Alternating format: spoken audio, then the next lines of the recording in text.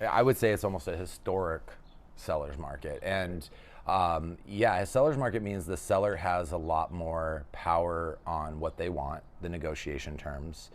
Okay. And that's just because of supply and demand. We have a ton of people moving here. Maricopa County has been the fastest growing county in the country for the fourth year in a row right now. The state is, I think, fifth fastest growing state. So with that, we have competition and less homes to buy, right? Yep. So that makes the seller have a lot more power to negotiate the terms that they want, get the top dollar, make sure that they're not paying any of the closing costs of the buyers, like maybe in a market where it's a little bit more even. Right. So yeah, that's what a seller's market is in a nutshell. It's extremely important, again, that you vet your realtor. They don't have to be somebody who's done a ton of business. They have to be somebody who's knowledgeable, driven, and obviously willing to take different approaches, customize their approach to your situation as well as that particular seller's situation. Okay. Willing to kind of go above and beyond, find out as much information about what the seller's needs and wants are, not just go off of the listing, open a door for you and write a contract. Right. If we are taking those extra steps as agents when we are providing that service for a buyer, we're always going to be looking for new ways to approach the market as the market's ever changing. Okay. Currently, with the market being such low inventory and such high demand, we have to approach things differently. So right now, we're shortening inspection periods. Normally, the inspection period for a buyer in Arizona is 10 days. It's called a due diligence period. Okay. We are waiving our right to back out at the appraisal. So what that means is when you are getting a loan, the bank is always going to do an appraisal to make sure that the house value is what they're loaning you. They don't want to over loan you money. Sure. So if that value comes in low, generally speaking, there's a contingency that allows you to back out if the seller doesn't want to bring it down to the value. Yeah. Well, right now, because we are raising the values up, and there's so much competition, multiple offers, things like that, the sellers are aware that you can put in an offer for $1 million on a $500,000 house. However, when the appraisal comes back, you can back out.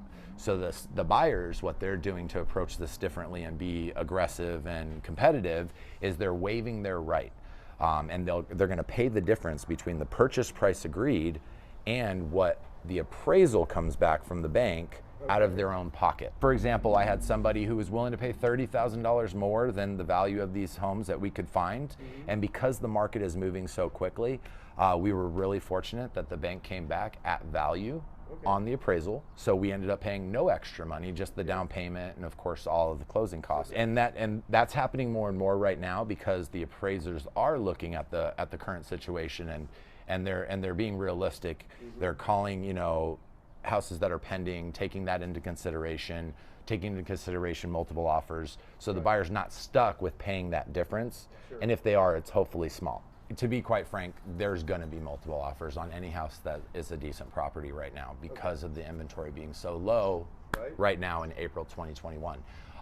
Outside of shortening periods and waiving appraisals and all that good stuff that we already mentioned, I would say your realtor calling the agent, talking to the agent about the seller's needs, seeing if there's something else. Sellers right now are staying in the home maybe a couple weeks after closing. Sometimes they pay, sometimes they don't.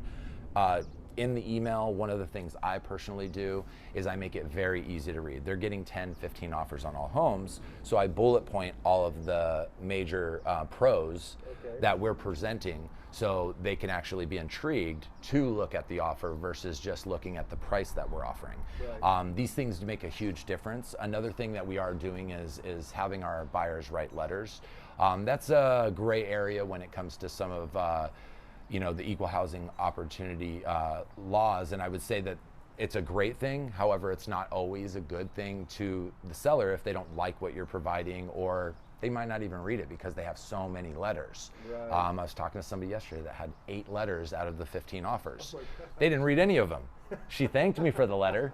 Right. So it's really up to the seller on what they're looking for. So if you get the right representation, the agent you choose does matter. And get the right representation to really represent you, there's a good chance that you're going to get your foot in the door.